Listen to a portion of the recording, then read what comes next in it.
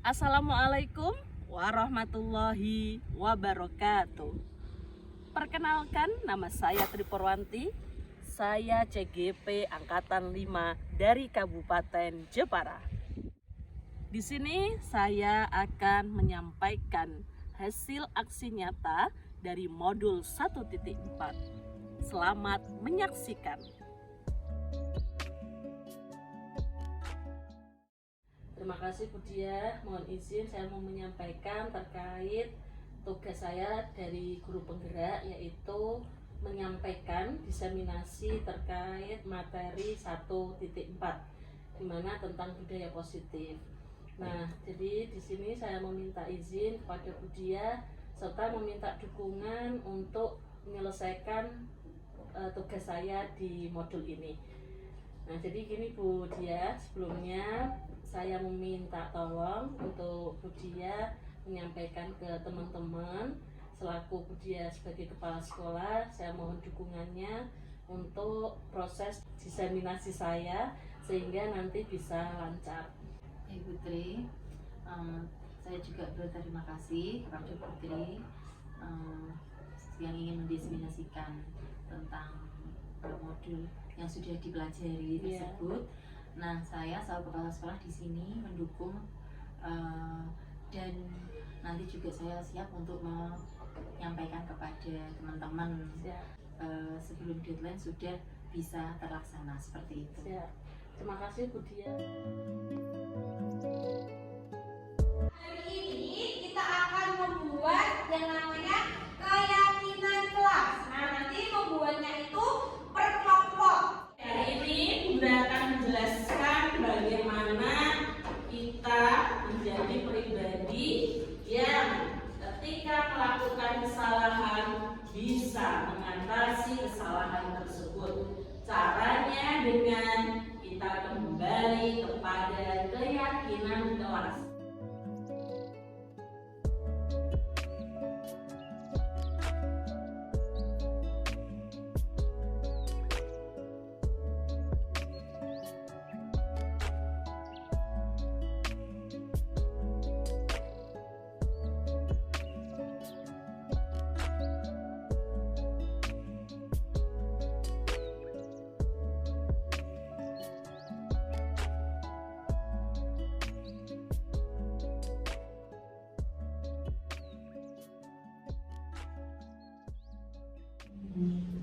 Assalamualaikum warahmatullahi wabarakatuh. Waalaikumsalam warahmatullahi wabarakatuh.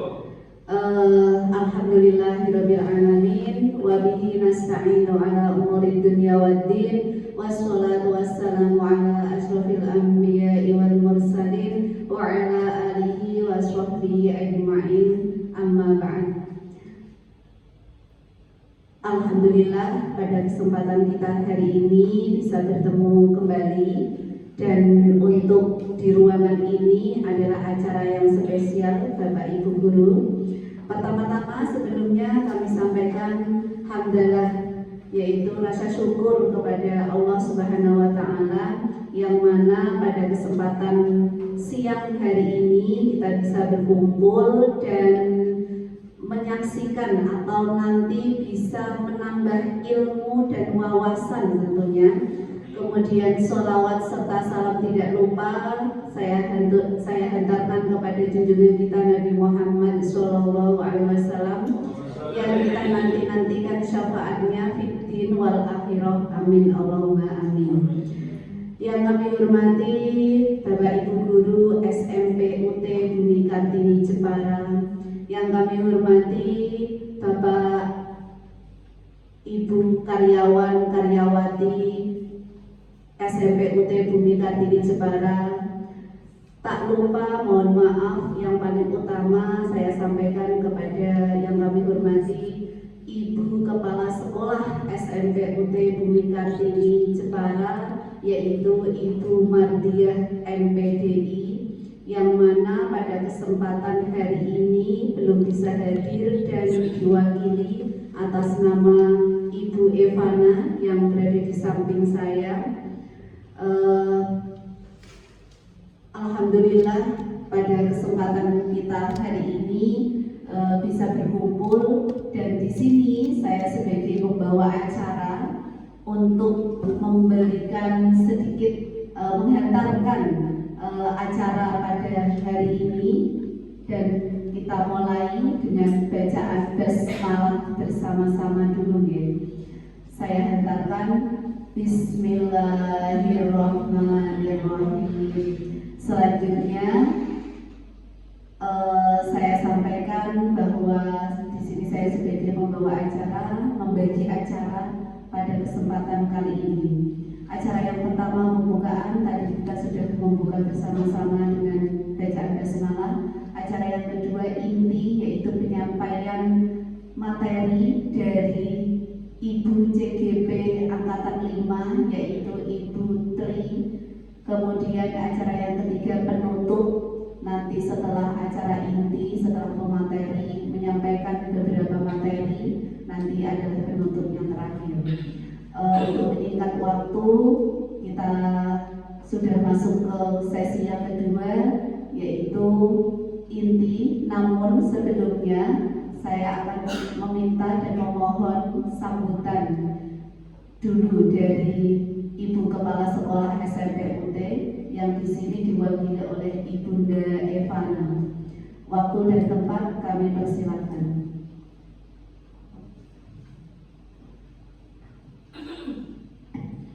Terima kasih atas waktunya. Assalamualaikum warahmatullahi wabarakatuh. Waalaikumsalam warahmatullahi wabarakatuh. Mohon izin Bapak Ibu guru dan beserta staf karyawan, karena pada kesempatan siang hari ini Bu Dia, Ibu Kepala Sekolah kita berhalangan hadir karena di jam yang sama sedang melaksanakan rapat dinas di Cipura. Jadi di sini saya akan menyampaikan pesan-pesan dari beliau terkait diseminasi budaya positif oleh Ibu Tri Purwati, CGP Angkatan 5 dari Kota Jepara, khususnya SMUT Ibu Kartini Jepara. Di sini Bu Dia berpesan, Bu Dia sangat mendukung adanya diseminasi ini karena akan berdampak baik pada lingkungan, terutama pada siswa-siswi SMPUT Bumi Kartini Jepara. Semua diklat, semua pengetahuan dan ilmu yang didapatkan oleh Putri bisa disampaikan kepada rekan sejawat, kepada semua warga sekolah, khususnya kepada siswa-siswi SMPUT Bumi Kartini Jepara yang nantinya akan menjadi generasi penerus bangsa.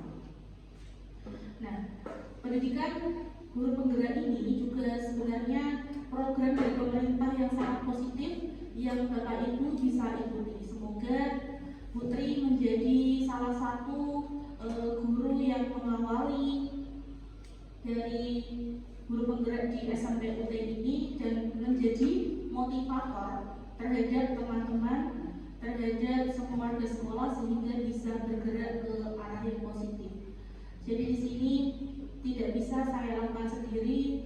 Pastinya semua warga sekolah harus mendukung adanya program baik ini. Dan di sini juga Putri sangat berterima kasih ya tentunya kepada Bapak Ibu guru dan staf karyawan, karena tanpa adanya kolaborasi antara kita semua, program ini tidak akan berjalan dengan lancar. Jadi memang di sini kita semua harus bergerak bersama-sama untuk memajukan sekolah kita SMPUT Bumi Kartini Jepara yang memang di beberapa sisi membutuhkan banyak perubahan ya. Apalagi sekolah kita itu kan masih baru, sehingga membutuhkan saran, kritik, masukan dan dukungan dan program-program yang baik tentunya untuk kemajuan sekolah kita. Dan di sini sekolah kita sudah baik, tidak harus kita tidak usah membuat program yang aneh-aneh misalkan. Jadi kita harus bersikap positif ya, kita harus bersikap terbuka dengan adanya perubahan zaman sekarang. Jadi kita harus bisa memfilter apa-apa yang bisa diterapkan di sekolah ini. Jadi kita jangan bersikap tertutup. Kita harus selalu beradaptasi dengan perkembangan zaman.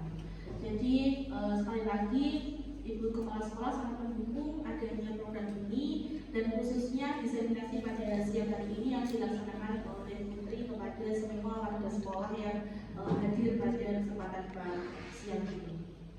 Itu saja yang bisa saya sampaikan. Untuk selanjutnya saya akan serahkan lagi ke Bu Nila sebagai pembawa acara. Terima kasih atas sambutannya dari Ibunda Evana, perwakilan dari Ibu Mardia selaku Kepala Sekolah SMPUT. Selanjutnya, ini dia acara yang kita nanti bersama Bapak Ibu Guru, yaitu pemaparan materi atau diseminasi aksi nyata modul budaya positif. Kalau di CGP-nya Ibunda Tri itu budaya positif modul 1.4. Nah, seperti itu. Kita sambut, dan untuk saya pribadi, waktu dan tempat kami persilahkan kepada Ibunda Tri. Assalamualaikum warahmatullahi wabarakatuh. Waalaikumsalam warahmatullahi wabarakatuh. Alhamdulillahirabbil alamin, senang sekali berjumpa Bapak Ibu guru yang luar biasa. Pertama-tama, marilah kita panjatkan puji syukur kehadirat Allah Subhanahu wa taala, karena dengan limpahan rahmat serta berkah dari Allah kita semua bisa berkumpul menjadi satu di ruangan yang insya Allah penuh manfaat. Kedua kalinya salawat serta salam tak lupa kita aturkan di pangkuan beliau junjungan Nabi Agung Muhammad sallallahu alaihi wasallam. Semoga kelak di yaumil qiyamah kita diberikan pertolongan oleh Rasulullah, amin ya rabbal alamin. Ketiga kalinya saya di sini kalau dibilang sebagai narasumber itu nampaknya kurang pas. Nah, di sini Bunda akan berbagi praktek baik di mana apa yang telah Bunda dapatkan atau apa yang telah saya dapatkan pada CGP atau pada modul program pendidikan guru penggerak, khususnya pada modul 1.4 itu bisa terlaksana dengan baik. Oke, seperti biasanya saya setiap di depan kelas ketika mau mengajar itu saya selalu menggaungkan semangat pagi. Jadi di sini saya mau ngecek semangat teman-teman semuanya, Bapak Ibu semuanya, boleh ikuti gerakan saya, boleh? Boleh. Oke. Kalau kita di sini berniat fokus, berniat untuk menambah ilmu, tinggalkan yang menjadi beban-beban pikiran, kita fokus ke sini, kita fokus di sini. Insya Allah nanti kita akan belajar bareng terkait budaya positif. Oke, ketika saya bilang selamat pagi, jawabannya begini, selalu semangat pagi, gitu ya. Oke, boleh? Boleh, Ibu? Iya. Oke, saya akan cek semangat Bapak Ibu semuanya. Selamat pagi. Selalu semangat pagi. Mantap, luar biasa. Tepuk tangan buat kita semua. Oke, sesuai tadi yang disampaikan oleh Ibu MC bahwa hari ini kita akan belajar bareng terkait tentang budaya positif. Namun sebelumnya semuanya mungkin sudah kenal saya ya. Ada beberapa yang belum kenal kawan saya yang di belakang itu dari SD lain ya. Terima kasih Bapak Fauzan sudah hadir. Nah, kemudian untuk selanjutnya Ibu. Nah, kita akan mempelajari konsep-konsep kunci dalam budaya positif, yaitu yang pertama ada perubahan paradigma, kemudian ada disiplin positif, kemudian motivasi perilaku manusia, kebutuhan dasar manusia, posisi kontrol restitusi, keyakinan kelas, dan yang terakhir segitiga restitusi. Nampaknya kok asing semua ya Bu? Atau adakah yang sudah mempelajari atau mungkin sudah mengetahui beberapa bagian dari 7 bagian yang nantinya akan kita pelajari? Ada? Oke, Berarti kita saling berbagi ya ini. Oke, selanjutnya kita yang pertama adalah perubahan paradigma. Namun sebelum kita menuju ke materi pertama, Bunda, maaf, kalau di kelas saya selalu dipanggil Bunda ya, jadi saya sudah terbiasa. Nah, mohon maaf, saya di sini akan memberikan beberapa pertanyaan pematik. Nah, tolong bisa nanti kita saling berinteraksi.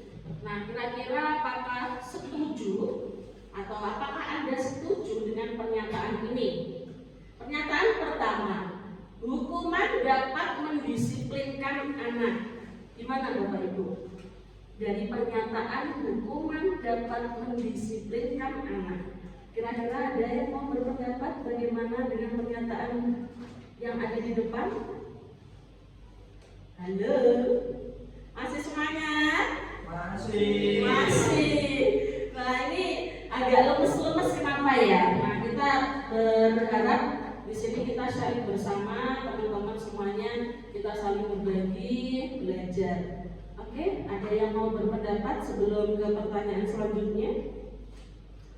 Oke, dari Bu Lilik nampaknya wajahnya sumringah ini, mau nggak Bu Lilik? Terima kasih Putri. Ya. Pertanyaannya apa ya Putri? Nomor 1 Ibu, hukuman dapat mendisiplinkan anak. Apakah Bu Lilik setuju? Sangat tidak setuju. Sangat tidak setuju. Baik. Karena pengalaman saya kalau dihukum itu malah tumbuhnya saya tumbuh besar dalam luka. Oh, Iya. trauma. Yes. Begitu. Oke, terima kasih buat Bunda Lili. Ada tepuk tangan. Ya. Tepuk tangan jangan malu-malu ya Kak ya. Nah, kita harus semangat selalu. Oke. Ini ada bukan hanya Bapak Ibu guru ya, di sini ada pengurus boarding. Nah, di sini. Oke, di sekolah kita kan ada boarding ya, boarding school, di mana ada pengurusnya. Silakan Mbak Nina, bisa apakah menurut Mbak Nina hukuman itu bisa mendisiplinkan anak? Nah, gimana Mbak Nina ketika di boarding lihat anak-anak yang berbagai karakter, pastinya ada yang tidak disiplin kan? Kira-kira gimana? Dengan pernyataan hukuman dapat mendisiplinkan anak, apakah setuju? Setuju. Kenapa setuju? Karena dengan hukuman kenapa? Oke, akan sadar ya. Karena dengan hukuman anak-anak yang melakukan kesalahan itu akan sadar. Oke, tepuk tangan buat Mbak Nina.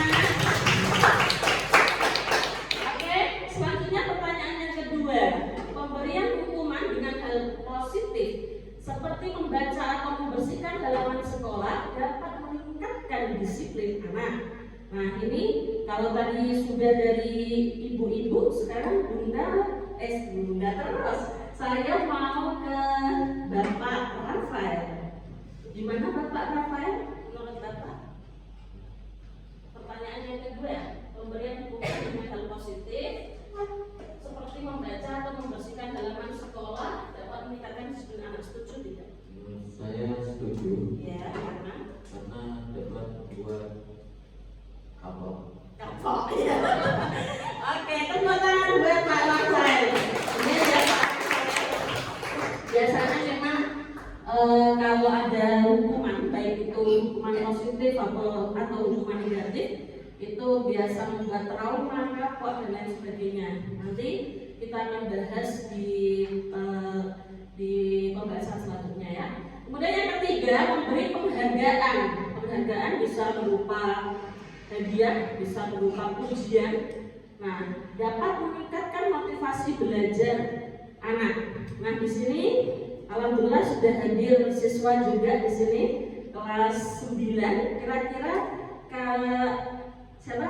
Perkenalkan dulu. Naila. Kira-kira Kak Naila, menurut Kak Naila sebagai siswa, kira-kira kalau diberi penghargaan apakah motivasinya akan bertambah? Iya. Iya. Karena kalau kasih penghargaan tuh kayak semangat. Oh iya, dia kasih penghargaan semangat. Oke, tepuk tangan buat Mbak Naila. Oke. Nah, selanjutnya dari ketiga tiga pertanyaan tersebut saya tidak akan membenarkan dan tidak akan menyalahkan. Nanti kita akan bisa menyimpulkan sendiri bagaimana pemahaman kita. Next, Bu. Oke, yang pertama kita akan membahas perubahan paradigma. Next, yaitu Bunda, mohon maaf, saya akan meminta teman-teman, Bapak Ibu guru untuk melakukan demonstrasi atau melakukan praktek secara nyata. Nah, saya memiliki kertas. Saya akan membagikan kertas. Nah, ini anggap saja yang saya bagikan adalah sesuatu yang berharga yang ada pada diri Bapak Ibu semuanya. Nah, untuk petunjuknya adalah yang pertama ada seseorang A dan B. A itu adalah Anda dan B adalah teman Anda. Dimana ini prakteknya sobeklah sekali kertas ya. Nah, sudah saya sampaikan, sudah saya bagikan untuk sekali kertasnya. Tolong sekali kertas ini diibaratkan adalah sesuatu yang sangat berharga buat kalian. Nah, setelah itu letakkan kertas ini atau sesuatu yang berharga ini di salah satu tangan Anda dan genggam benda tersebut dengan segala daya. Buatlah seperti kepala. Coba saya mau lihat kepala Bapak Ibu semuanya. Ya, naikkan kepalanya. Nah, biar bergerak sel-sel kita itu aktif nanti ya. Kemudian yang B akan mencoba dengan sekuat tenaga dengan berbagai cara untuk meminta Anda memberikan benda tersebut. B itu tadi teman ya, bisa membujuk, mengancam, menghardik, merayu, bahkan menyuap. Kemudian apa saja yang dapat membuka kepala tangan Anda. Nah, tadi kita sudah membayangkan ya, sesuatu yang di kepala tangan kita itu adalah sesuatu yang sangat berharga bagi kita. Nah, jika ada temanmu si B ingin membuka kepala tangan kamu, bolehkah? Boleh tidak? Oke, siapa yang mau berpendapat? Dari Bapak Ibu guru ada yang mau berpendapat? Oke, Bu Bunga, monggo. Apa yang Ibu Bunga lakukan untuk apakah kepala tangan Ibu Bunga akan dibuka atau tetap menutup? Bagaimana Bu? Tidak. Kenapa Bu? Karena ini menyatu dengan saya. Oh iya. Karena sesuatu yang berharga Iya. punya hubungan ya. Kira-kira hubungan, misal saya sebagai temannya hubungan merayu Ibu Bunga, ayolah Bunga, kamu kan anak baik, kamu kan temanku dari dulu, kenapa nggak dibuka? Ayo, aku mau minta. Nah, kira-kira gimana? Seharusnya sebagai teman bisa tahu sekali. Oh iya, jadi sebagai teman harus tahu Ya, bahwa ya. oh iya, sadar diri. Oke, tepuk tangan buat Ibu Bunga. Oke, jadi benar Bapak Ibu semuanya, kita adalah satu-satunya yang bisa mengontrol diri kita. Mau menutup, mau membuka, siapa yang menentukan?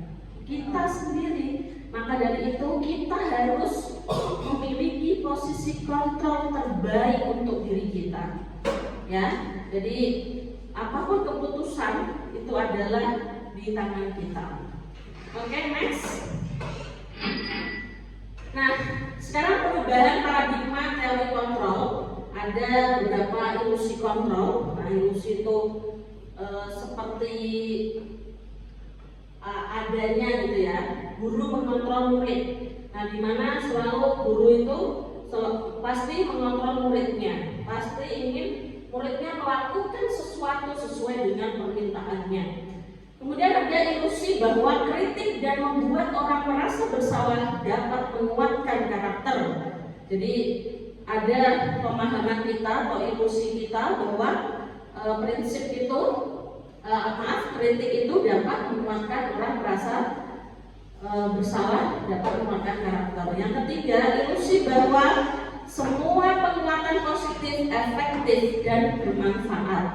Nah, jadi untuk ilusi itu ada penguatan positifnya bahwa pasti bermanfaat. Kemudian ilusi bahwa orang dewasa memiliki hak untuk memaksa. Jadi misalkan orang tua itu biasa melakukan pemaksaan kepada anak-anaknya. Itu pun Bapak Ibu guru kita memiliki ilusi bahwa kita bisa mengontrol, kita bisa memaksa anak-anak didik kita. Oke? Selanjutnya, nah, perubahan paradigma stimulus respon dan teori kontrol ini akan berbeda ya Bapak Ibu. Kita bisa lihat kalau di stimulus respon itu kita mencoba mengubah orang agar berpandangan sama dengan kita. Jadi itu di stimulus responnya kita akan berusaha mengubah pemikiran atau pemahaman orang biar sama dengan kita. Tetapi berbeda pada teori kontrol, di mana kita berusaha memahami pandangan orang lain tentang Anda. Nah, jadi kita di sini nanti di akhir sesi akan mengetahui apa-apa saja teori kontrol itu sehingga kita bisa praktekkan dalam kehidupan sekolah kita. Yang kedua, perilaku buruk dilihat sebagai suatu kesalahan. Nah, tapi beda dengan di teori kontrol, semua perilaku memiliki tujuan. Bahkan Kak Mela Luna mungkin ya, bahkan Kak Mela Luna pernah tidak melakukan kesalahan di sekolah Kak? Pernah. Nah, kira-kira kesalahan itu memiliki tujuan tidak? Contoh kesalahannya apa?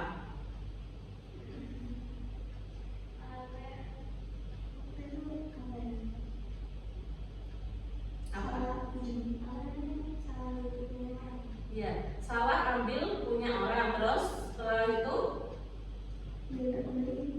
dikembaliin. Nah, maksud saya kakak saat berperilaku seperti itu, kira-kira adakah yang melatar belakanginya atau tujuan kakak apa saat melakukan kesalahan begitu? Sengaja atau tidak?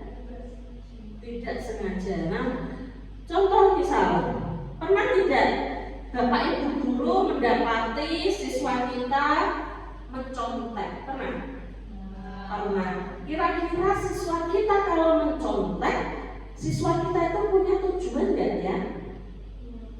Punya. Tujuannya apa kalau mencontek biasanya? Agar bisa menjawab dan mendapat nilai bagus. Nah, itu tujuannya. Jadi semua perlakuan, semua perilaku itu ada tujuannya. Nah, itu di teori kontrol kita akan pelajari dan bagaimana nanti kita menyikapi dari perilaku siswa kita.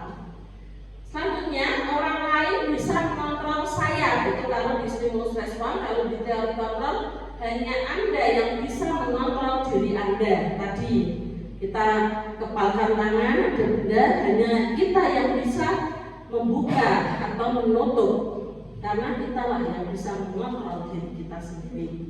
Selanjutnya, saya bisa mengontrol orang lain. Nah, tapi di teori kontrol Anda tidak bisa mengontrol orang lain. Jadi orang lain itu tidak bisa mengontrol diri kita gitu. Dan kita pun tidak bisa mengontrol orang lain. Kemudian paksaan ada pada saat rujukan gagal. Misalkan hubungan. Nah, tadi kan saya meminta hubungan untuk membuka, ya kan? Kemudian hubungan nggak mau. Terus saya tadi ngapain? Memaksa. Jadi paksaan itu akan ada setelah adanya kegagalan dalam membujuk. Berbeda dari teori kontrol. Teori kontrol itu kita berkolaborasi dan konsensus menciptakan pilihan-pilihan baru. Nah, kamu mau buka enggak? Kalau begini, kamu mau tetap menutup? Nah, itu adalah memberikan pilihan-pilihan baru. Kemudian berpikir menang kalah kalau di stimulus respon. Kalau teori kontrol itu model berpikir menang-menang. Jadi tidak ada yang kalah di teori kontrol itu, semuanya menang karena kita nanti akan mendapatkan solusi terbaik. Jadi tidak ada yang merasa kalah, tidak ada yang merasa menang, semuanya menang. Kemudian selanjutnya yang kedua, disiplin positif.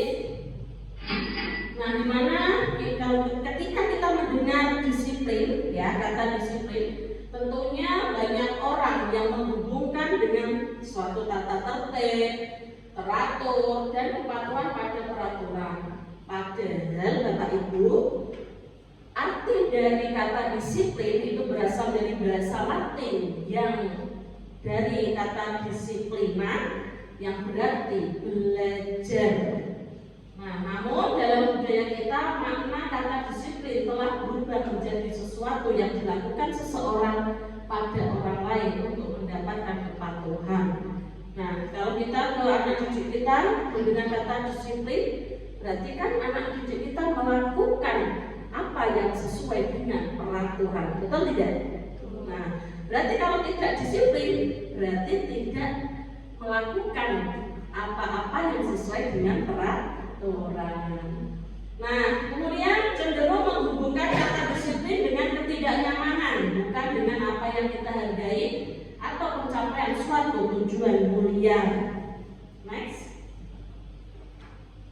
Kemudian ini ada disiplin positif, teori dari William Glasser.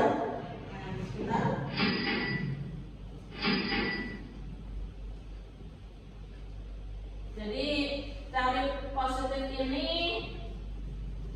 Anda tidak bisa mengontrol orang lain, hanya Anda yang bisa mengontrol diri Anda. Tadi ya teori kontrol. Kemudian semua perilaku memiliki tujuan, dimana tadi sudah saya sampaikan juga teori motivasi. Yang pertama itu untuk menghindari hukuman.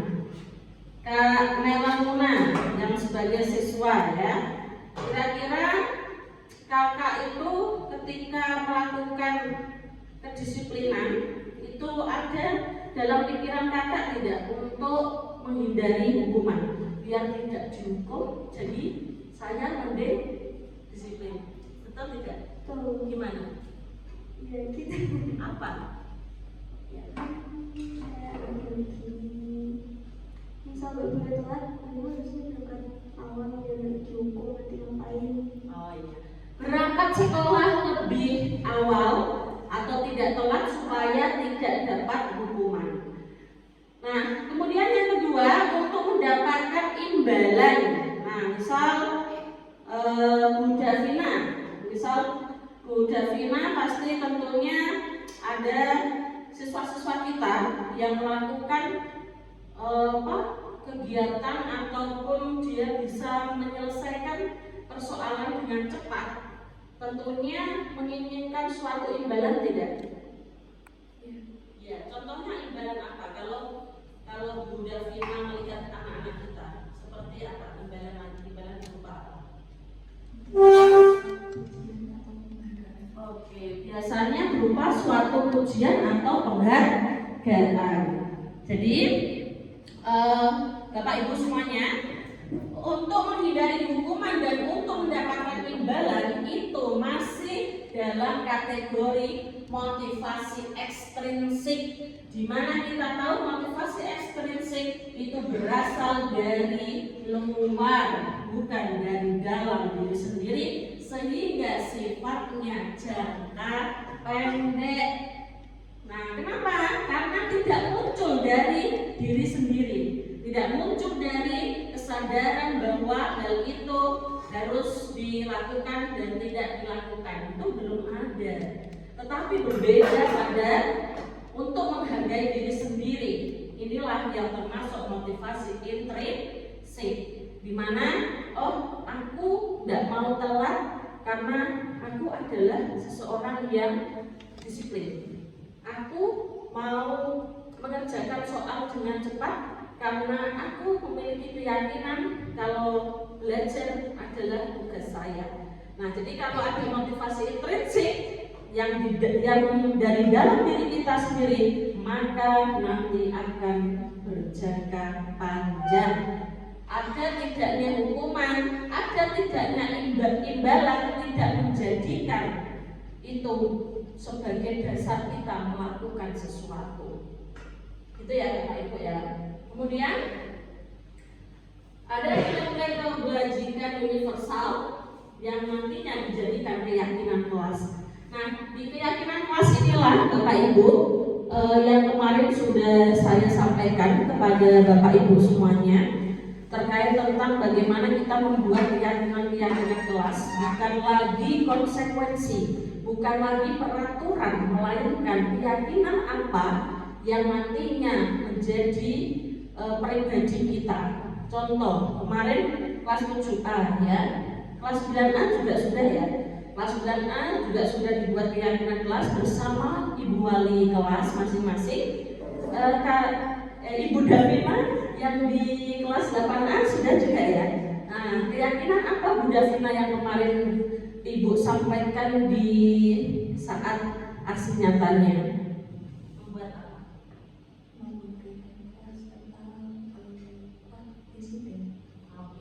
Membuat keyakinan kelas tentang disiplin, di mana Kak David, maksud saya kakak-kakak yang berada di 8A itu sudah membuat keyakinan, dan di sini di kelas 7A ini contoh dari pembuatan keyakinan kelas di mana sudah ditempel dari akomodir apapun yang menjadi pilihan kelas dari kelas 7A itu. Contohnya gimana sih Bu realnya? Nah, realnya tuh gini, mau dibawa kemana sih kelas kita? Kelas kita itu mau memiliki karakter seperti apa? Tadi ada yang bertanya pada saat kemarin pada saat pembuatan keyakinan kelas, apakah kelas kita mau dibawa kemana sih Bu? Apakah kelas ini mau dibuat kotor atau bersih? Kelas ini mau dibuat untuk berdebat terus dengan apa istilahnya kata-kata yang jelek? Nah, silakan diganti dengan keyakinan-keyakinan kelas, misalkan bukan lagi jangan membuang sampah, bukan, tapi kita lebih simpel, yaitu menjaga kebersihan. Terus misalkan jangan mencontek saat ujian, diganti dengan menghargai diri sendiri, percaya pada diri sendiri. Maka itu nanti akan melekat pada diri masing-masing siswa kita. Kemudian untuk model berpikir menang-menang, kolaborasi dan konsensus ini ada 5 posisi kontrol, di mana nanti kita akan mengetahui 5 posisi kontrol apa saja yang biasa kita lakukan, dan nanti dalam materi video nanti ada video tentang 5 posisi kontrol, di mana Bapak Ibu semuanya nanti juga akan saya yakin akan merasakan aku yang mana ya, saya kok biasanya sebagai kontrol ini ya. Nah, itu ada 5 Bapak Ibu. Yang pertama mendukung, kedua membuat rasa bersalah teman, pemantau, dan manajer. Nah, kemudian nanti kita akan merefleksi apa saja prosesi yang telah kita lakukan selama kita menjadi Bapak Ibu guru, seperti itu. Nah, kemudian selanjutnya ada segitiga restitusi, di mana yang pertama adalah menstabilkan identitas, yang kedua validasi kebutuhan, dan yang ketiga menanyakan keyakinan. Ini adalah step by step dari segitiga restitusi. Kemudian selanjutnya 5 kebutuhan dasar manusia. Kita tahu semua orang pasti punya kebutuhan dasar. Di antaranya yang pertama penguasaan, kasih sayang, rasa diterima, kesenangan, dan kebebasan. Itu 5 dasar kebutuhan di seluruh dunia. Pasti Mbak Nina, kira-kira Mbak Nina kalau dilarang untuk keluar dari boarding ini dengan paksaan, kira-kira Mbak Nina merasa kebutuhan dasar Mbak Nina apa yang ditekan dari 5 ini? Kebebasan. Betul. Tepuk tangan buat Mbak Nina. Mbak Nina ini pengurus boarding ya, sehingga Mbak Nina tahu persis bagaimana nanti bisa mengatasi anak-anak yang ada di boarding kita. Kemudian kita lanjutkan, Bu. Oke. Nah, disiplin positif menurut Ki Hajar Dewantara dan Dain Hussein mengemukakan bahwa disiplin positif bermakna bentuk kontrol diri, yaitu belajar untuk kontrol diri agar dapat mencapai suatu tujuan yang liar. Nah, selanjutnya nih kita lihat nilai-nilai kebajikan adalah sifat-sifat positif manusia yang merupakan tujuan mulia yang ingin dicapai setiap individu. Nilai-nilai tersebut bersifat universal dan lintas bahasa, suku, bangsa, agama maupun latar belakang. Nah, tadi yang sudah saya sampaikan juga Bapak Ibu, bahwa suatu atau seseorang melakukan perilaku itu pasti memiliki suatu tujuan. Itu pendapat dari Dr. William Glasser pada teori kontrol. Kemudian dengan mengaitkan nilai-nilai kebajikan yang diyakini seseorang, maka motivasi intrinsiknya akan terbangun sehingga menggerakkan motivasi dari dalam untuk dapat mencapai tujuan mulia yang diinginkan. Jadi tadi Bapak Ibu Guru, kita kembali ke motivasi intrinsik, bahwa motivasi intrinsik berasal dari dalam diri kita dan kita nanti tentunya akan mengaitkan pada kebajikan-kebajikan universal yang ada atau yang kita yakini. Nah, dan ini ada keterkaitannya dengan nilai-nilai kebajikan yang akan dicapai dalam kurikulum Merdeka. Itu adalah kita mengenal dengan profil pelajar Pancasila yang biasa kita singkat menjadi P5. Dan di sini Bunda lihat ada Bu Zaza sebagai koordinator P5 ya Bu. Nah, proyek kita sudah berjalan ya Bu, sudah tema 1 ya. Ya, terima kasih Bu Zaza, semangat selalu ya. Nah, di mana kita harus berpedoman pada kebajikan yang kita pilih, yaitu berdasar pada profil pelajar Pancasila ada 6 ya. Yang pertama, beriman bertakwa kepada Tuhan Yang Maha Esa dan berakhlak mulia, mandiri, bernalar kritis, berkebinekaan global, bergotong royong dan kreatif. Bunda, di sini adakah guru kelas 7 yang dimana tema 1 di sekolah kita sudah melihat bagaimana profil pelajar Pancasila dari dimensi apa yang kita pilih. Bu Eva, kelas 7 ya? Ya.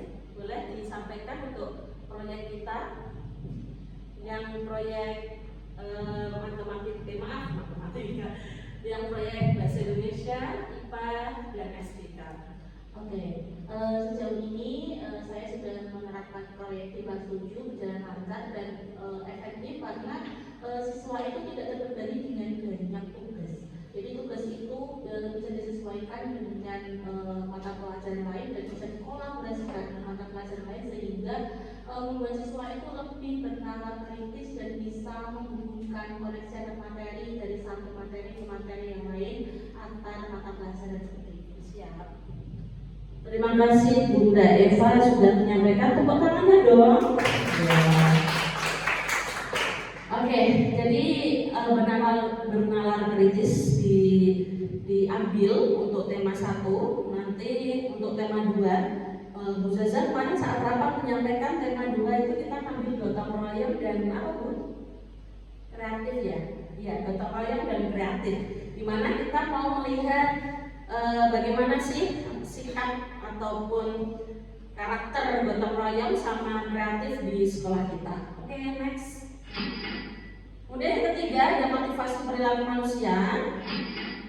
Nah, bahwa teori motivasi perilaku manusia yang pertama, untuk menghindari ketidaknyamanan atau hukuman apa yang akan terjadi apabila saya tidak melakukannya.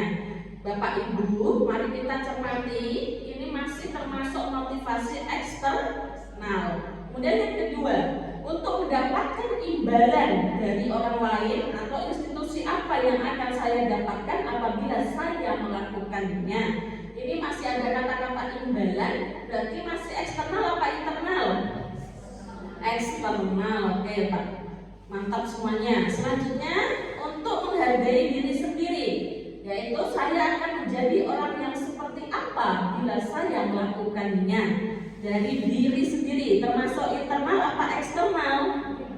Internal. Mantap, luar biasa. Selanjutnya kita ke kebutuhan dasar manusia. Tadi sudah kita bahas ya, sebetulnya ada belonging, betul ya Bu Lili ya? Yaitu gimana kebutuhan kasih sayang dan rasa diterima. Kemudian ada power, penguasaan, ada fun atau kesenangan, kemudian freedom, kebebasan, dan bertahan hidup atau survival. Nah, itu adalah kebutuhan dasar manusia. Kita harus paham betul bagaimana seseorang itu butuh yang namanya kesenangan, butuh yang namanya kekuasaan, maksud saya kebebasan. Tadi seperti Mbak Nina, ketika dikekang di boarding, apakah kebutuhan dasarnya terpenuhi? Tentunya bagian kebebasan itu tidak terpenuhi. Next. Kemudian posisi kontrol restitusi. Nah, ini berkaitan dengan bagaimana posisi kontrol kita saat ada suatu perilaku. Next. Nah, apa itu restitusi? Mungkin dari Bapak Ibu ada yang sudah mengenali, bahkan sudah membaca terkait tentang restitusi ini, yaitu proses menciptakan kondisi bagi murid untuk memperbaiki kesalahan mereka sehingga mereka bisa kembali pada kelompok mereka dengan karakter yang lebih kuat. Jadi restitusi ini bukan lagi kita meminta anak itu mendapatkan ataupun memperbaiki suatu kesalahan dengan paksaan, tetapi dengan restitusi ini kita bisa mengembalikan kelompok mereka itu adalah yang melakukan kesalahan atau tindakan indisipliner kembali kepada kelompoknya dengan karakter yang lebih kuat. Jadi bagaimana sih kita memunculkan kesadaran-kesadaran dari diri anak yang melakukan kesalahan untuk bisa mengembalikan ke posisi yang semestinya atau kembali ke jalan yang benar dengan kesadaran sendiri, bukan dengan paksaan. Itu ya. Halo? Masih semangat? Masih. Nah, ada yang ngantuk-ngantuk itu wajar ya. Nah, mungkin tadi malam kebutuhan dasar untuk istirahatnya berkurang ya. Oke, kita lanjutkan. Selanjutnya adalah ciri-ciri restitusi. Yang pertama adalah bukan untuk menebus kesalahan, namun untuk belajar dari kesalahan. Nah, kemarin saya cerita sedikit, saya juga sudah melaksanakan segitiga restitusi, di mana ada siswa yang melakukan kesalahan. Nah, saya panggil untuk saya praktekkan segitiga restitusi dan alhamdulillah hasilnya luar biasa. Jadi anak-anak sudah melakukan segitiga restitusi ini sehingga kesadaran muncul dari diri kita, dari diri anak sendiri. Kemudian memperbaiki hubungan, tawaran bukan paksaan. Nah, jadi bukan memaksa ya. Restitusi menuntun untuk melihat ke dalam diri. Restitusi mencari kebutuhan dasar yang mendasari tindakan. Restitusi diri adalah cara yang paling baik. Jadi tidak lagi konsekuensi ya. Kalau konsekuensi itu masih ada ininya, imbalannya. Jika tidak membuang sampah pada tempatnya, maka akan disuruh menyapu selama 1 minggu. Nah, itu konsekuensi. Nah, di sini kita sudah tidak menggunakan konsekuensi melainkan restitusi. Nah, kemudian restitusi fokus pada karakter bukan tindakan. Restitusi fokus pada solusi bukan pada masalah. Kalau kita kan selama ini Bapak Ibu, kalau kita mau menyelesaikan masalah, kita tuh selalu bertanya-tanya, dan kenapa kamu bisa melakukan kesalahan itu? Bukan mencari solusi, melainkan fokus pada masalahnya. Nah, di restitusi ini kita tidak lagi seperti itu Bapak Ibu. Jadi kita berfokus pada solusi. Solusinya apa? Kalau sudah terjadi tindakan kesalahan atau tindakan indisipliner. Kemudian restitusi mengembalikan murid yang berbuat salah pada kelompoknya. Nah, tadi ya, supaya lebih memiliki karakter yang kuat lagi. Oke, next. Nah, inilah ya Bapak Ibu, saya yakin kalau kita belajar ada video, nah ada visual ya. Nah, itu kita lebih tertarik. Mari kita memperhatikan tayangan video restitusi di mana ada 5 posisi kontrol yang akan kita lihat ya. Setelah melihat video, nanti kita akan berefleksi. Mari kita perhatikan. Dalam penerapan disiplin positif restitusi, salah satu program yang dikembangkan adalah 5 posisi kontrol. 5 posisi kontrol dalam restitusi adalah proses perjalanan seorang pendidik agar dapat mengenali dirinya. Pada video kali ini, kita akan membahas tentang 5 posisi kontrol yang dikembangkan oleh Diane Grossen dan contoh penerapannya.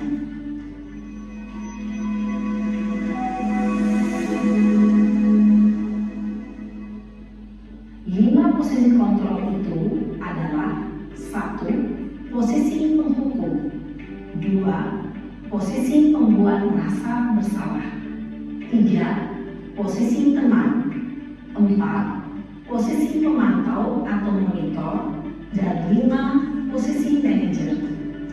Untuk lebih memahami kelima posisi tersebut, mari kita saksikan kasus Naren yang terlambat hadir 20 menit di sekolah dan melihat bagaimana kelima posisi kontrol dalam menghadapi masalah tersebut.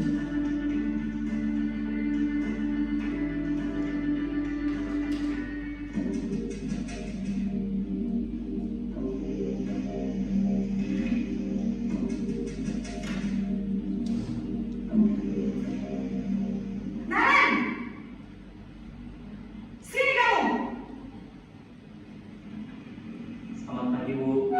Selalu terlambat. Kamu deh, pasti terlambat. Maaf, Bu. Saya Apa? Apa coba? Alasan kamu apa lagi? Kapan sih kamu tidak terlambat?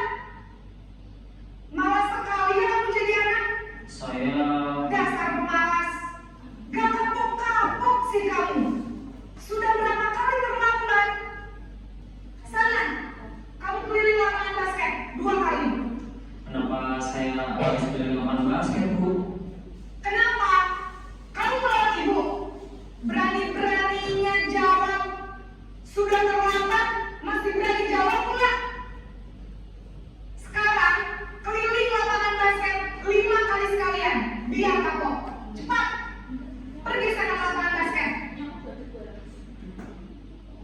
Posisi penghukum biasanya berbicara dengan nada tinggi, menghardik, menunjuk-nunjuk, menyakiti, dan menyindir. Hukuman bisa berupa fisik maupun psikis. Ibu dan bapak guru hebat. Dampak yang terjadi pada murid ketika guru berada pada posisi penghukum adalah murid cenderung akan memberontak, bahkan menyimpan dendam.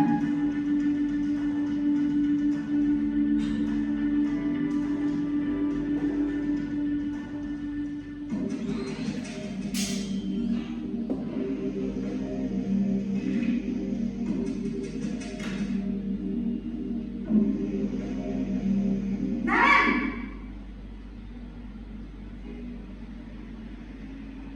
Selamat pagi, Bu.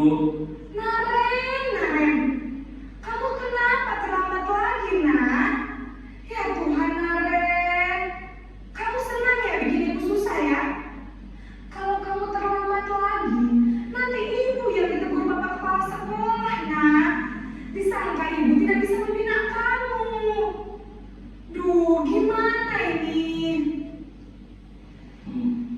Bu. Duh Gusti Naren. Kamu suka ya kalau ibu tegur bapak kepala sekolah? Terus, sekarang ibu harus tulis apa ini di buku absen? Ini kamu sudah sering terlambat loh. Ibu harus apa coba? Maaf Bu, maaf sekali. Ya sudah, lain kali jangan bikin ibu susah lagi ya nak ya. Ibu tidak akan kuat lagi kalau kamu begini terus. Bisa jantungan kalau ibu tegur bapak kepala sekolah. Sana cepat ke kelas. Maaf ya Bu, maaf sekali. Posisi pembuat rasa bersalah berbicara dengan nada tenang, cenderung lembut, namun kata-kata yang diutarakan membuat murid merasa menjadi orang yang gagal, memandang buruk dirinya sendiri, merasa tidak berharga, dan tidak sanggup membahagiakan orang lain. Ketika guru mengambil posisi pembuat rasa bersalah, murid akan menganggap dirinya yang bersalah dan ia akan menyimpan emosi negatif tersebut di dalam dirinya.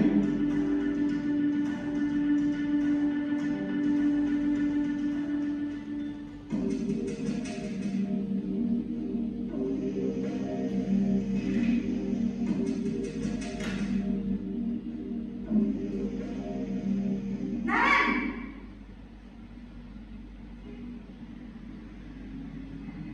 Selamat pagi Bu. Wah, sudah jam berapa ini nak? Terlambat lagi ya sayang. Iya Bu, habis ibu saya lupa bangunkan saya Bu. Kamu malah menyalahkan ibu kamu. Kamu bukannya anak yang larinya paling kencang. Kok terlambat sih? Iya Bu, saya memang terlambat bangun tadi. Jadi biarpun saya lari kencang, tetap gak kejar Bu. Ya sudah sayang, nanti lain kali larinya lebih kencang lagi ya. Biar gak terlambat lagi. Bikin seneng ibu, demi ibu. Bisa kan? Bisa lah Bu. Ya sudah sana masuk kelas. Ibu beresin urusan absen kamu. Kamu ini ada sengaja. Dalam posisi teman, guru berbicara dengan nada suara ramah, akrab, cenderung bersenda gurau untuk menjaga suasana tetap santai. Murid akan merasa senang, aman, dan akrab dengan guru. Identitas yang tercipta adalah identitas sukses atau berhasil. Namun, perlu diingat, karena ini masih dorongan eksternal, maka ada faktor ketergantungan dari murid kepada orang tertentu. Di sini, guru absennya, sehingga di lain waktu, murid bisa berperilaku baik, namun hanya kepada orang-orang tertentu saja.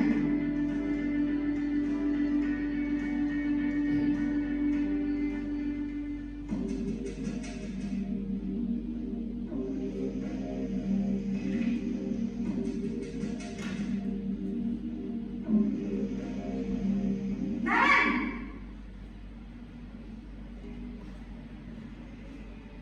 Selamat pagi Bu. Naren, apa peraturan sekolah kita tentang jam berapa kita harus masuk sekolah, nak? Kita harus di sekolah jam 7 Bu. Iya betul, sekarang sudah jam 7.20. Naren sudah tahu konsekuensinya jika terlambat hadir. Paham Bu, saya harus tinggal kelas pas jam istirahat selama 20 menit. Iya benar, konsekuensinya demikian. Jadi nanti jam 9.30 pas istirahat, kamu harus tinggal di kelas, kerjakan tugas tambahan untuk ketertinggalan kamu, ya? Baik Bu. Posisi pemantau mengandalkan penghitungan atau data untuk mengontrol murid. Guru mengarahkan murid berdasarkan peraturan dan konsekuensi. Seorang pemantau menunjukkan bahasa tubuh dan ekspresi wajah yang datar dan cenderung formal.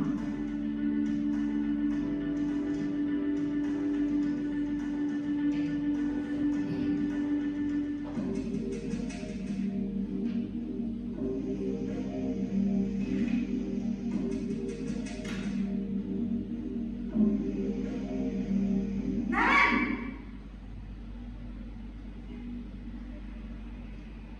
Selamat pagi Bu.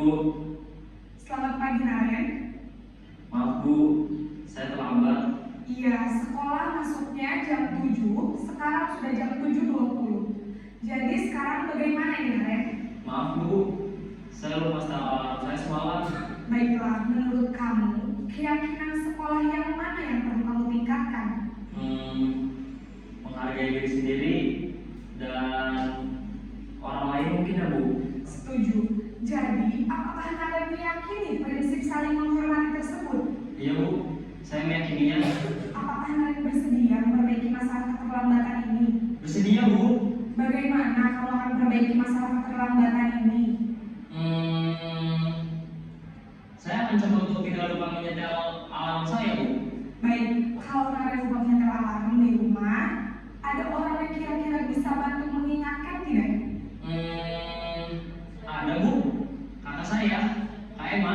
Ada lagi selain Kak Emma? Selain Kak Emma, ada ibu saya. Baik, jadi yang mengingatkan Naren adalah Kak Emma dan ibu kamu ya? Kira-kira akan mulai setel alarm kapan nih Naren? Setelah pulang sekolah, akan segera saya lakukan. Baik, jadi Naren akan setel alarm untuk bangun besok pagi dan akan diingatkan oleh kakak dan ibu dan Naren ya. Ada lagi yang mungkin perlu dilakukan Naren agar tidak terlambat bangun lagi? Tidak ada Bu. Baik Naren, terima kasih untuk kerjasama kamu. Sekarang kamu perlu kembali ke kelas untuk belajar. Baik Bu, terima kasih. Posisi manajer adalah posisi kontrol yang disarankan untuk membimbing murid memiliki sikap disiplin yang positif, yaitu murid yang mandiri, bertanggung jawab, dan dapat memecahkan masalah. Tujuan dari posisi ini adalah agar murid dapat berefleksi atas tindakannya. Guru akan dengan tulus memberikan pertanyaan-pertanyaan bermakna, sehingga membuat murid dapat belajar dari kesalahannya dan mencari sebuah solusi untuk menyelesaikannya. Ibu dan bapak guru hebat, setelah mengamati adegan kelima posisi kontrol tadi, kira-kira posisi mana yang paling ideal? Posisi mana yang dapat menunjang motivasi intrinsik murid? Ya, tentu posisi manajer. Posisi ini memang posisi ideal dan ingin dituju setiap pendidik. Pada posisi inilah, guru dapat menerapkan disiplin positif dan berpihak pada murid yang memerdekakan murid. Perjalanan seorang pendidik tentunya tidak mudah untuk sampai pada posisi seorang manajer. Namun, tujuan kita pasti, yaitu menciptakan murid-murid yang mandiri, merdeka, dan bertanggung jawab. Semoga penggambaran 5 posisi kontrol yang telah diperlihatkan ini dapat menjadi ajang refleksi bagi kita semua, agar dapat terus mengasah dan menerapkan disiplin positif yang memerdekakan murid. Mari terus berlatih dan bersemangat. Selamat menerapkan. Salam dan bahagia, Ibu dan Bapak Guru hebat.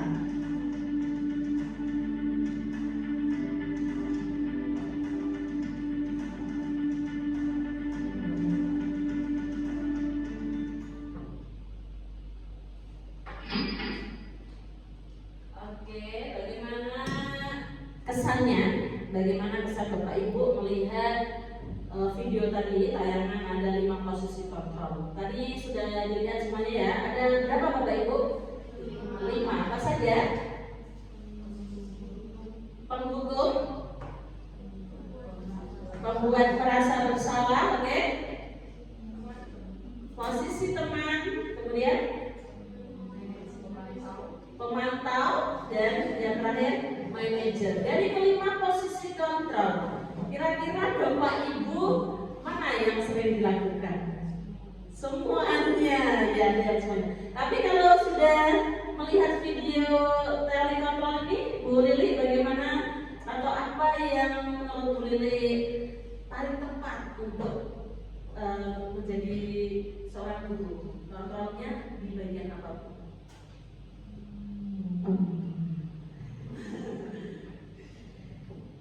Kalau setelah melihat video ini, saya kok terus refleksi selama ini cara-caranya kok agak-agak kurang pas ya ternyata. Terus ada satu yang agak cocok ya, itu yang terakhir posisi manajer. Cuman itu prakteknya susah sekali ya, Freeport. Tolong tips and triknya. Oh iya. Oke, terima kasih buat tepuk tangan buat Ibu Lili. Nah, jadi memang ya Bapak Ibu semuanya, tadi kita sudah melihat dan kita merasakan teori kontrol itu yang telah kita lakukan kepada anak-anak didik kita. Dan alhamdulillah Bu Lili sudah refleksi, ternyata yang lalu-lalu atau kebanyakan itu yang saya terapkan adalah salah. Bukan hanya Bu Lili, saya juga seperti itu. Tapi alhamdulillah setelah melihat posisi kontrol ini atau teori tentang posisi kontrol, kita bisa berefleksi dan tentunya memperbaiki diri. Susah kok Bu? Iya, tentunya suatu perubahan itu membutuhkan proses, membutuhkan perjuangan yang luar biasa untuk bisa mencapai hal yang kita inginkan. Kita pelan-pelan ya Bu Lili, kita bersama-sama kita memperbaiki posisi kontrol kita sebagai seorang pendidik, di mana posisi kontrol yang paling baik adalah sebagai manajer, bukan dari keempatnya. Kenapa? Karena posisi sebagai manajer itu sudah bisa menguasai teori sebagai teman dan kontrol sebagai pemantau, begitu Bapak Ibu. Nah, sekarang ada pertanyaan-pertanyaan yang akan kita jawab bersama-sama. Nah, ini ada pertanyaan atau ini, saya kecewa sekali dengan kamu.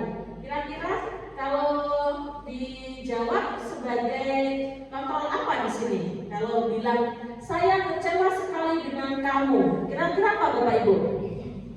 Apa?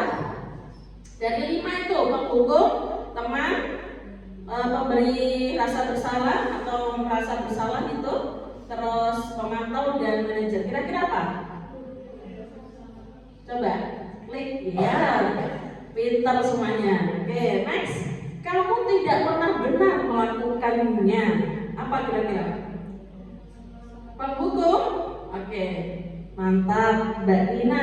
Just terus. Ayolah, lakukan demi ibu, lakukan demi bapak. Apa? Teman. Oke, jangan malu-malu ya menjawabnya. Di sini nggak akan dinilai kok. Kita belajar bersama. Oke, apakah kamu mau mendapatkan stiker bintang hari ini? Apa kira-kira?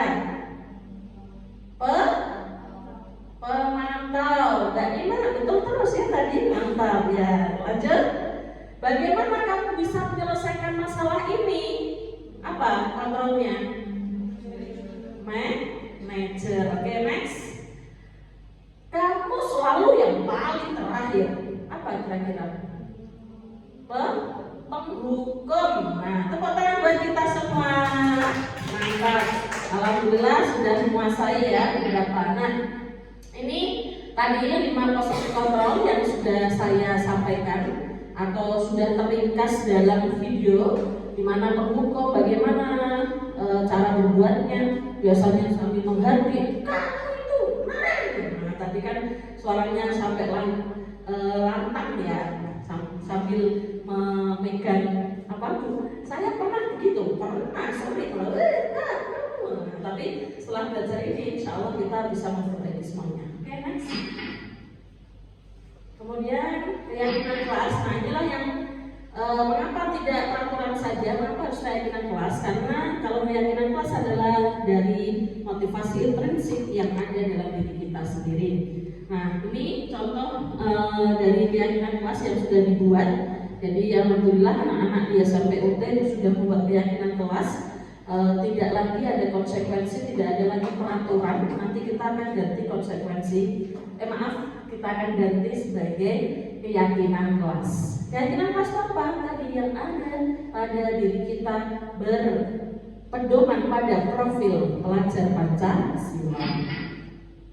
Oke, kemudian pembentukan keyakinan kelas sudah kita lakukan bersama. Kemudian biasanya tidak panjang-panjang ya. Kalau peraturan biasanya kan selalu kembalikan buku ke tempatnya.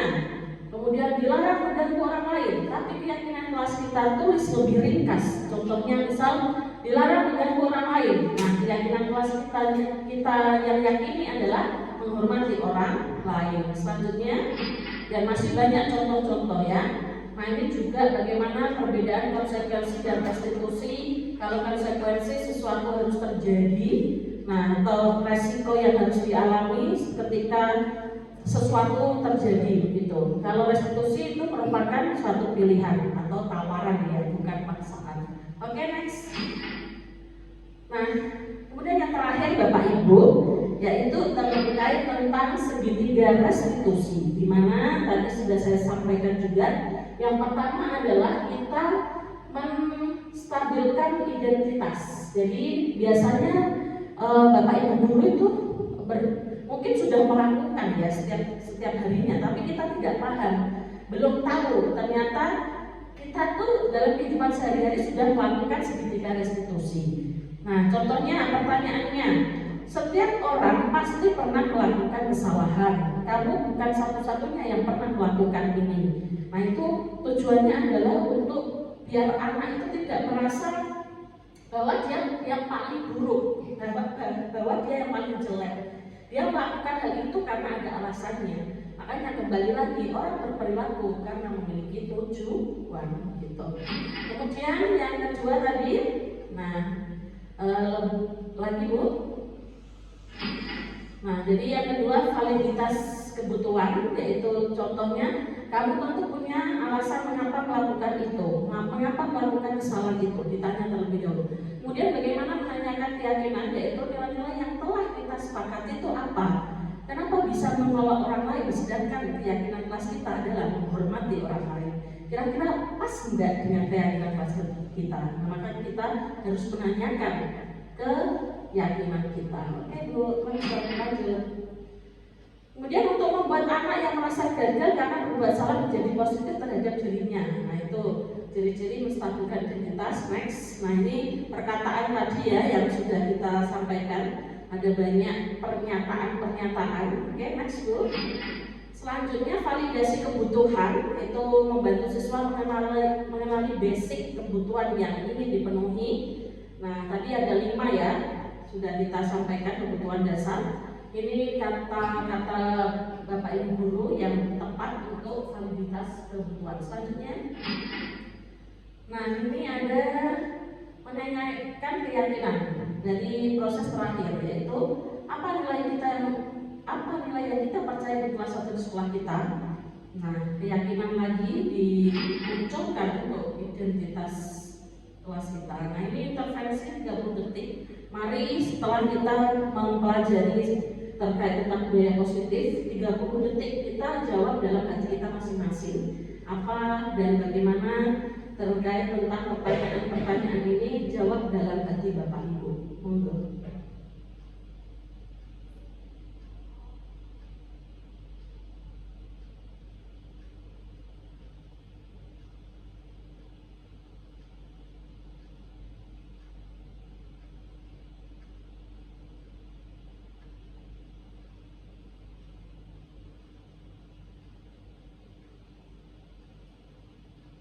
Oke, cukup tenang ya.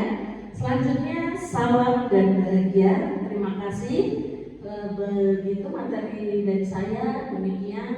Jika ada pertanyaan nanti kita bisa bahas di pertemuan selanjutnya. Karena saya yakin terkait tentang budaya positif ini tidak cukup hanya pertemuan sekali lagi.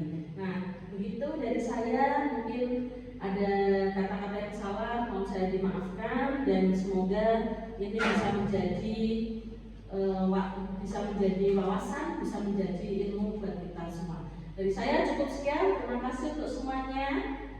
Akhir kalam, wassalamualaikum warahmatullahi wabarakatuh. Waalaikumsalam warahmatullahi wabarakatuh. Ya, silakan minum dulu ya Ibu. Ya, tepuk tangan sekali lagi buat Ibu Tri, calon guru penggerak kita yang ada di SMP UT Angkatan 5. Semoga dengan pemaparan yang barusan kita dengarkan bersama bisa menambah wawasan, ilmu, dan tentunya informasi dan hal-hal baru di mana nanti bisa kita terapkan bersama-sama ya Bapak Ibu guru di kelas kita masing-masing, wali kelas kami mohon seperti itu untuk tadi memahami dan kemudian mengaplikasikan. Saya di sini sebagai pembawa acara karena waktu sudah menunjukkan pukul selesai, jadi kami selaku pembawa acara mohon maaf yang sebesar-besarnya apabila ada salah kata dan salah apapun, kemudian mengucapkan terima kasih atas kehadiran Bapak Ibu guru yang sudah meluangkan waktunya bersama kami di sini, dan terima kasih lagi buat Putri yang sudah memaparkan begitu banyak materi tentang modulnya di CGP. Akhir kata, wassalamualaikum warahmatullahi wabarakatuh. Demikian beberapa aksi nyata yang telah saya lakukan. Wahai para pendidik Indonesia, mari bergerak untuk berdampak. Salam dan bahagia dari Bumi Kartini, Jepara. Assalamualaikum warahmatullahi wabarakatuh.